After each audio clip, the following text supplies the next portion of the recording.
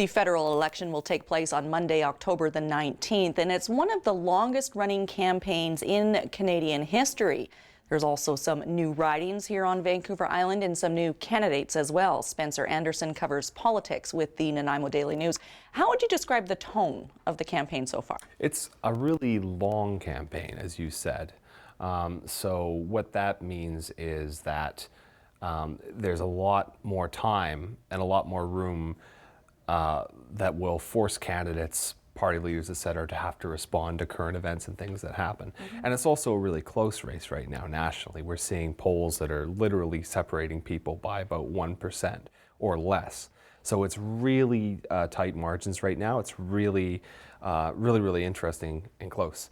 And we're seeing it evolve in different ways. And what are you seeing some of the issues? You're doing features weekly here in the paper, and what are the candidates locally saying is important to voters? We're trying to raise a mix of local issues, but also more broad national, or I guess sort of gut question issues. So for example, we're asking candidates to state their positions on derelict vessels, which has been an issue in Nanaimo and Ladysmith, raw log exports, which of course is a big issue in BC. But also how they approach the role of MP, how they square their whatever personal beliefs they may have with their role as MP, and questions like that. So we really want to encourage candidates to answer a range of questions. And one thing we're looking forward to as well is the all candidates meetings coming up. That will be, of course, an opportunity for candidates to address people. And you never really know what happens at those debates. Sometimes the unexpected can happen. Excellent. And that's coming up on October the 14th, hosted by the Nanaimo Chamber of Commerce is holding one, and Ladysmith Chamber of Commerce is also holding one, I think a little earlier as well. So. Is there a lot of sort of heated debate between candidates yet? Have you seen a lot of that? Yeah, have you seen that? Are they all playing nice together? I personally haven't seen a lot of engagement. But a lot of these local races are won on the doorsteps. So they're out and about right now trying to reach as many people as possible. And I haven't seen their paths cross very much in public, although, as I say, there's public candidate meetings coming up. So we will get a chance to see them interact at those venues.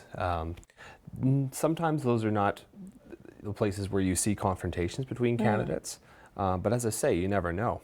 Excellent. Okay, thank you, Spencer. No problem. And just a little reminder to make sure that you are registered to vote. It only takes a couple of minutes. You can go online, www.elections.ca. Make sure that you are registered to vote on October the 19th.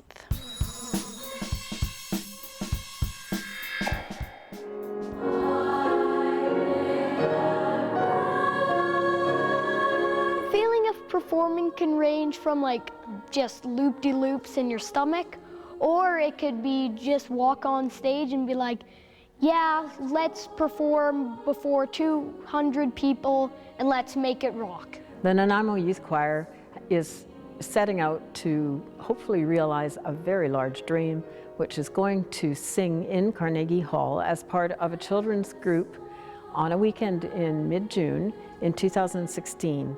When they're in Nanaimo, they're such a small group, they don't really get to share that very often with their peers. And when we travel to these festivals internationally and they're in a group of 300 and 400 other children like themselves, it's an incredible high for them. We'll be singing in a festival with other choirs. We're all going to sing in Carnegie Hall after about 3 days of practicing.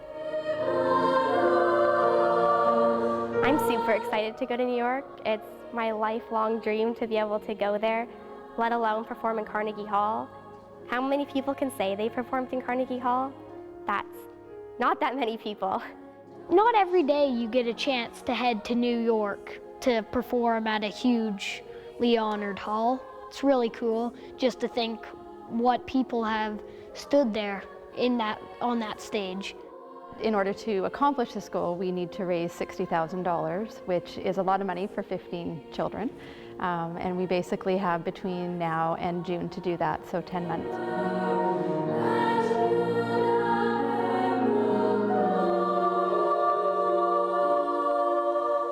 To be in this choir, it's so special. We're not friends, we're a family. We all help each other and work together. They're selling Panago vouchers. We have them singing in various concerts and singing with other choirs in our community. Bottle drives, car washes, grocery bagging, hot dog sales, numerous different fundraisers from here through till June.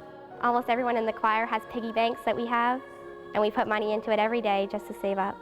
Some people already have over $200 saved up. We really need to look to the community that these kids have grown up in and that they have sung to for years, in the hope that they will catch the enthusiasm of Nanaimo Youth Choir members.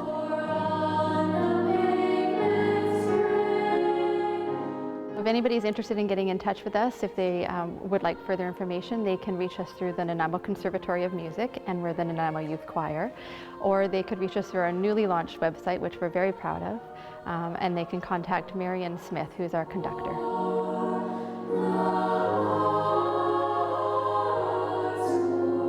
I don't think I could be in another choir after being in this choir. It's just so special to be together and be able to go through our ups and downs together, to go to New York together. That's going to be amazing.